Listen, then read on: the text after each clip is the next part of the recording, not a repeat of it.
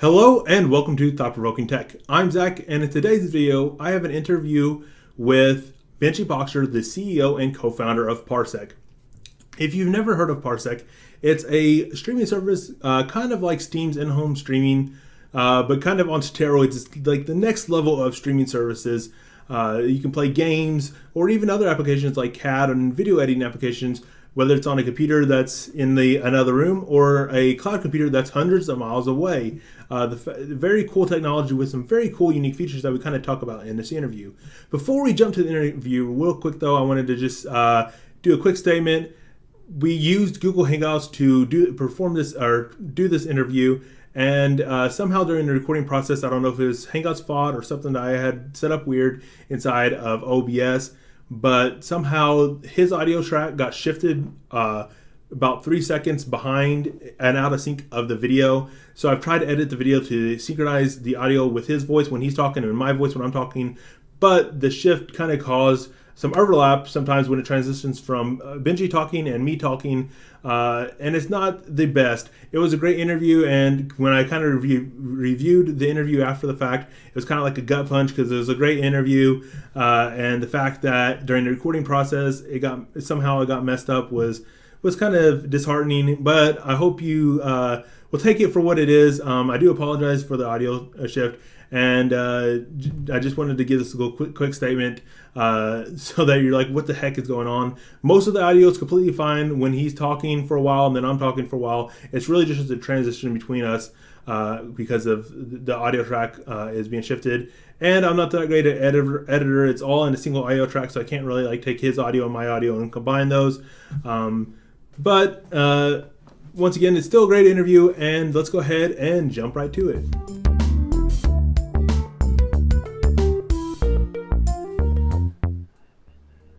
Hi, I'm Benjy. I'm the co-founder and CEO of Parsec. Tell me a little bit about Parsec's story. Yeah, so my co-founder Chris and I started Parsec about 18 months ago, and before that, we've been friends for 10, 11 years now. We had actually, when we started the business, we would say that we had been friends for 10 years. So it's time to graduate to 11. We actually met through Chris's now wife, who was his girlfriend and my friend in college.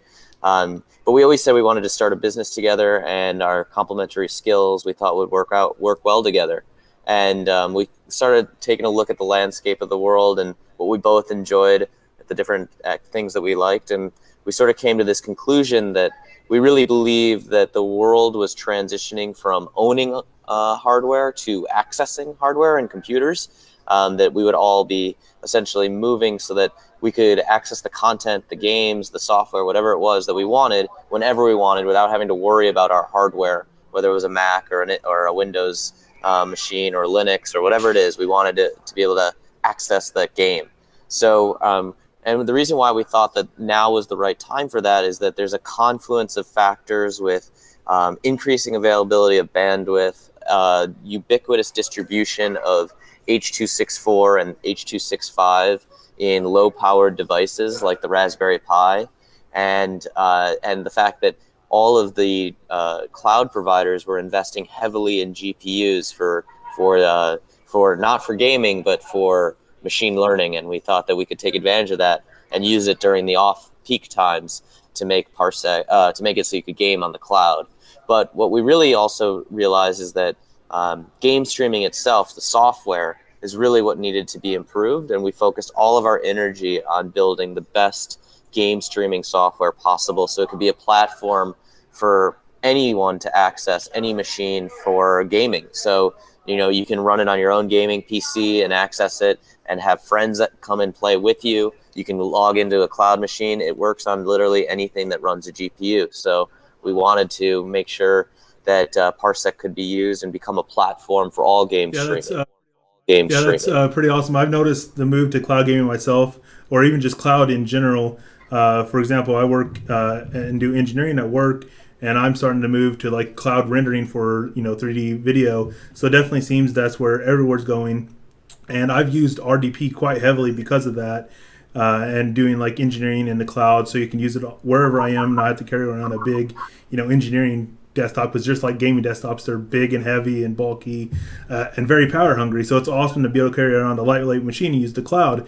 But you always had the issue with RDP of being kind of slow, even for engineering, which isn't super latency dependent.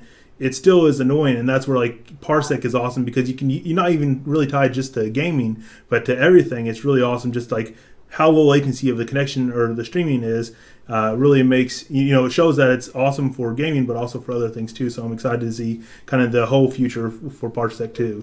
Yeah, and because we're so focused on that, I mean, like we've essentially gone the lowest level possible. We've created our own networking protocol. We've created like the streaming software. There's other streamers out there, but they all use wrappers and things like that. And we decided that we wouldn't do that. We would go as low level as possible to make it so that we could optimize the latency as much as possible for gaming, and making sure that you always got the consistent 60 FPS or 120 or sometimes even 144. So just trying to make it as good as possible. Kind of targeting gaming pretty much makes everything else that you do on a computer awesome too, because gaming is going to be the most demanding application you're pretty much going to be running for latency and everything like that. Yeah, sorry about the background noise, by the way. We've got we're in New York City, and we're in a co-working space, and there's also sirens all behind me, so I apologize. So what's kind of your job at Parsec? So I'm the one non-engineering person now. Everyone else on the team focuses on engineering. I do everything else. So today I went and shipped out T-shirts to all of our heroes, which is in our Discord channel. You can find our Discord channel at the bottom of our website, and we have people that have been great contributors to the community. And I went to the post office for an hour shipping out a T-shirt. But most of my real responsibility is making sure that we have a sound business, and that we market and get new users as much as possible, as any way possible. So kind of what's your favorite thing about working at Parsec? That's a good question. I mean, it's my dream, so I get to try and make my dream a reality. That being said, every day it's a question on whether or not I'm actually making a step forward or a step back. But that's the life of a founder of a company. You're just trying to find ways to be successful. All right, so now to the hard questions. So kind of like a high level overview. How is Parsec able to stream gameplay with such low latency? Yeah. I mean, I think I sort of covered it before, right? But it's comes down to good engineering decisions, really, by my co-founder and the rest of the team. And those decisions are all around, making sure that you have really good, low latency, lots of threads and different things like that, to make sure that you're always optimizing for low latency. And so we built our own networking protocol that we call BUD, for Better User Datagrams. It's based on UDP, and it's got some other stuff on top of it. We got rid of all the wrappers that we could, and we kind of just built directly as much as possible on the available APIs that were given, that are out there. All right. So like one of my favorite unique features, and you kind of already covered this, but is like the ability to play split screen games with friends, or even just people you've met online. That's really cool. I've seen a lot of people kind of doing that in the Discord. And I'll make sure I include the link to the Discord in the description below. But that's really cool. Definitely something I want to start trying out with some of my friends. Like a lot of indie games are especially starting to add split screen or even just shared screen experience on a lot of indie games. And consoles used to be the big split screen experience and cooperative experience, and PCs are kind of starting to move to that. So it's very cool to see like Parsec really kind of jumping head for it first and kind of supporting that. So I mean, anything else you want to share on that? I mean, it's a really cool feature, and I mean, it's my favorite feature as well, because it's a huge value add both for people in the cloud as well as people that have their own gaming PCs. You can do something that you couldn't do before, and it's because of Parsec, which is really exciting. We're diving even further into it. You're going to be able to invite friends via unique URLs, just like Discord has for sharing servers. You're going to then eventually be able to be extremely granular on your permissions. So I'll let Zach have access to PUBG, or I'll let Zach have access to Civ 6, but he can't have access to my desktop, for instance. So that's like one of the most requested features we've heard, is It's great that I can invite my friends, but it scares me that they have desktop access. So we're going to start protecting Very against that cool. kind of stuff. So is this something that the team wanted to do from the beginning, or is this like an Einstein moment during development? Like, holy crap, this is awesome. Well, actually, it was Chris's idea originally because he and his sister Jamie works on the team as an engineer also, love playing World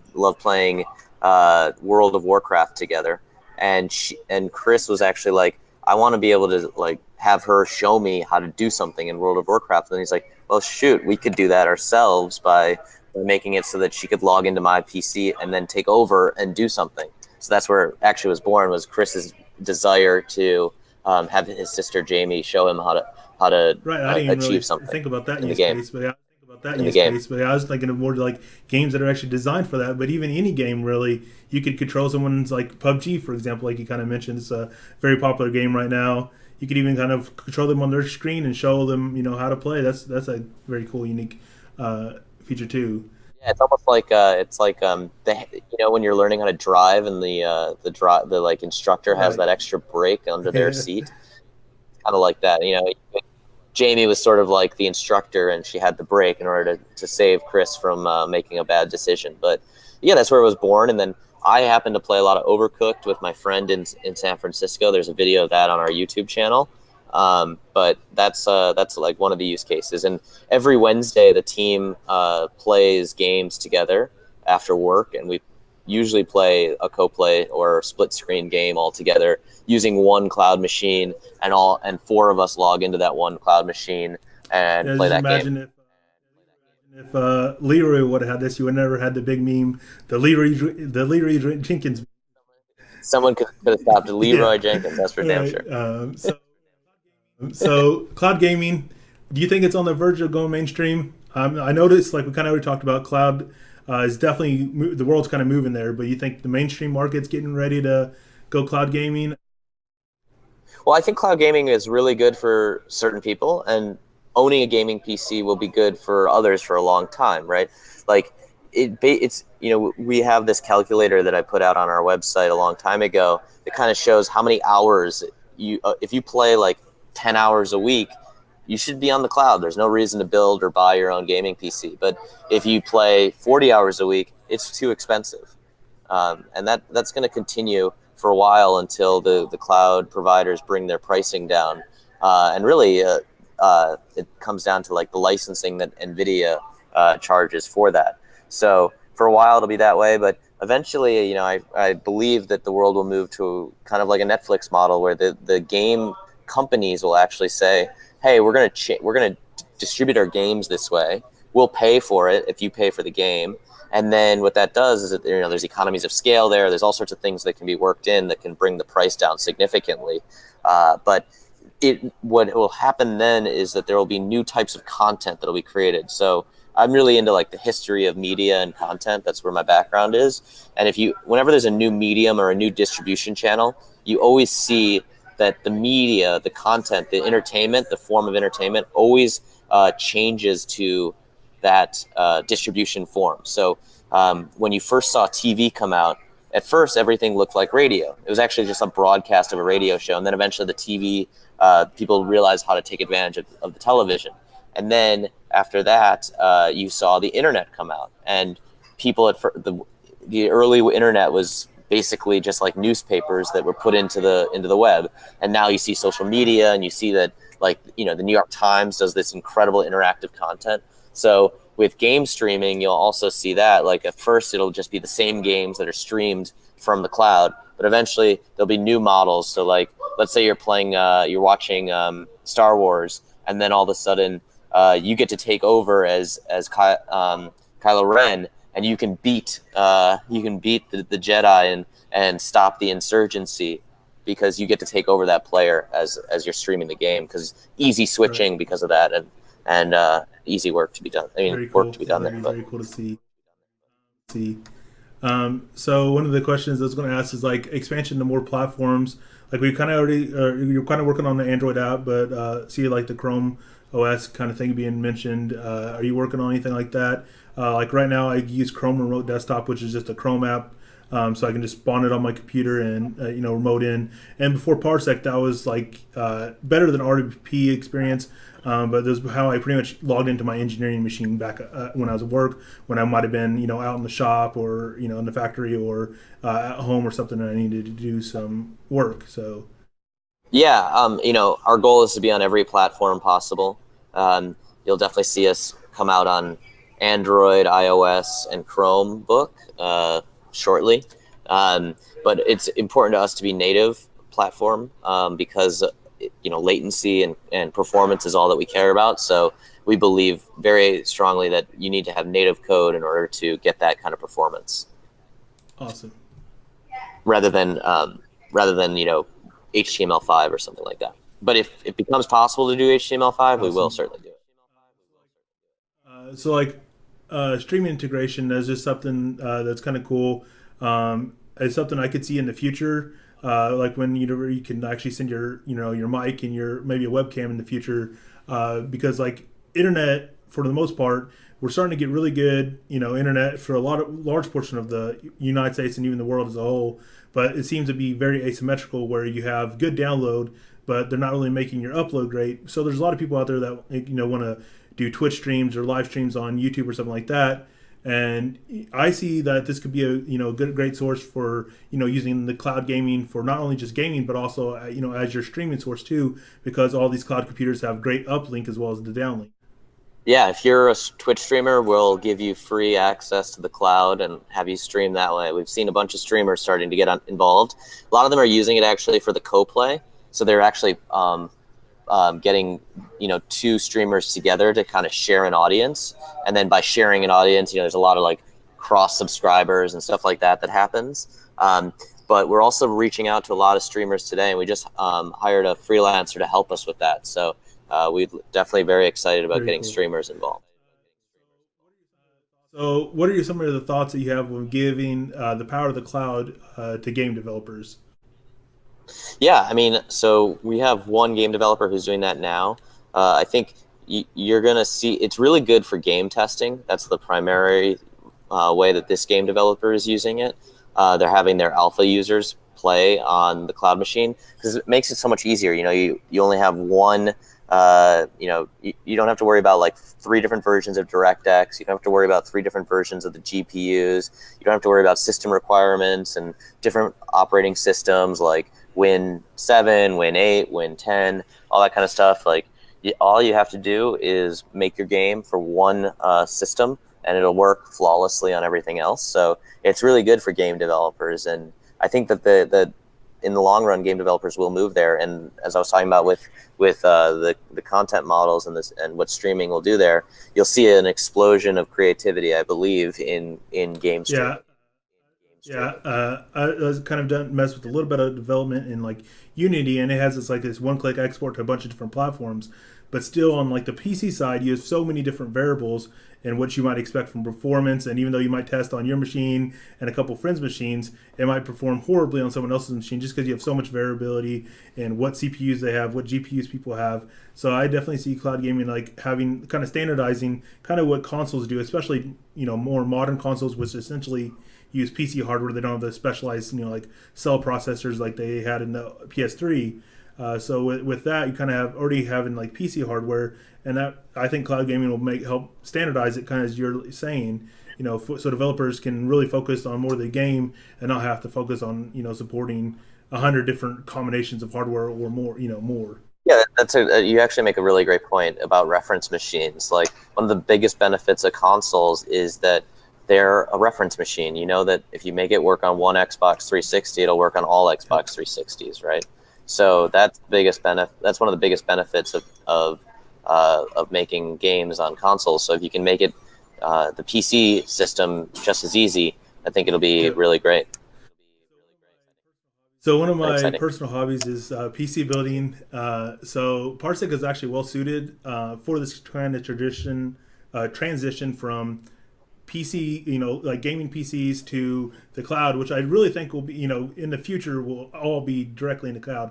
But I like that Parsec is kind of well suited for this transition, where you can still have a gaming PC and use that to stream to a friend, especially if you have a good uplink. You can actually use that and still like while you're on the go or something like that, and still have an awesome gaming machine at your house. But I don't know if this is a hobby of yours, but it'll be something I'm kind of going to miss in the future. But I'm still excited, about what the future of Parsec is going to deliver with cloud gaming. Yeah, it's funny. I mean, Chris actually calls Parsec the ultimate hedge against one of his other businesses. He started a business called Hoverhound. I don't know if you know it, but it helps people build gaming PCs. It's kind of like PC Part Picker. And that Chrome extension essentially helps people build their gaming PCs by finding cheaper prices on different sites, right? So, we have the background of building lots of PCs in this business, but people could build their own DVD players, I guess, if they wanted to, or buy DVD players, but they don't anymore. Right. They use Netflix. So I think you're probably gonna, and Netflix, because of that, again, it's really important to note, because of Netflix now, content has changed to that medium. Right now, you have streaming content that is different from what you would expect from a television show. So it's another one of those examples that I was talking about where the content changes to match the new distribution channel. Very cool. So to kind of start concluding, what are some upcoming features that you can talk about that you're most excited about, I guess? Yeah, I think that I'm most excited about all the stuff that we're doing around sharing your machine and getting friends to play together, because I can remember the old days of playing GoldenEye with my friends at home, and I love being able to play I play GoldenEye with my friends now online through Parsec. So all the features around that to make it really seamless I'm very excited about. I'm also really excited about we have a new design coming out. We hired one of my friends, Jake, to help us build and design the new user experience, and that will make it a lot easier for people to onboard into Parsec, which is a very technical product, and we're doing all we can to make it easier, but it's certainly very technical, and I think that'll help a lot. So those are two really exciting features. And then finally, I'm really excited for just rolling it out to more platforms and just making it so that everyone can use Parsec if they want to. Awesome. Definitely a very awesome product already. I'm excited to see where the future leads Parsec. I've been doing a lot of testing with Parsec and have been having great results, very fluid experiences. So definitely am a fan. So definitely looking forward to what the future of Parsec brings. So thanks for coming on and doing an interview. Of course. Thanks, Zach. I really appreciate you inviting me on the show. Well, thanks for watching, guys. If you like this type of video, leave a comment in the description below. Just let me know that if you have any suggestions for people to interview or anything along those lines, I would greatly appreciate that. If you did like it, give it a big like, even despite the audio issues. And if you're not already an existing subscriber, make sure you smash that subscribe button to stay tuned for more great videos from Thought Provoking Tech. And until next time, Zach out.